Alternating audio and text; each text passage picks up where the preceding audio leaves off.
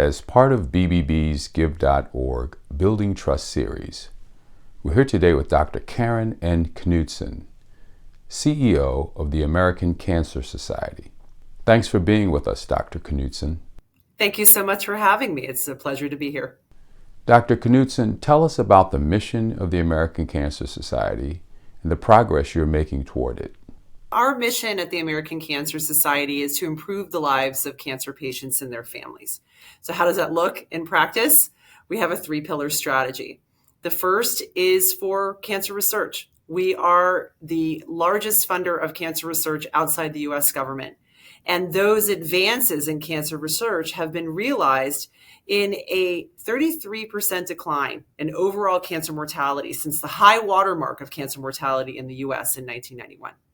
So important to continue to push on cancer breakthroughs through advocacy at the federal and state level, but also through patient support, our third pillar, working in 5,000 communities across the country to help solve for the gaps that prevent people from getting to cancer care.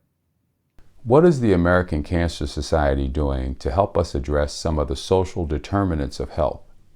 Yeah, the social determinants of health figure prominently in cancer mortality for the 200 diseases that we call cancer. And we know this not just from belief, but because we have actively funded science in this area to understand how it is that social determinants of health impact cancer survivorship. And our patient support teams are intended to solve for those. Examples. We know that someone who can't come to the chemotherapy unit 5 days a week because they have no ride is altogether too frequent. This is why we do provide free rides for cancer patients and their families across the country. This year alone, as of November 2023, we've given more than 660,000 rides for individuals back and forth to care. How has the American Cancer Society evolved over the last 10 years? So the American Cancer Society is 110 years old, but it has undergone a transformation through the years.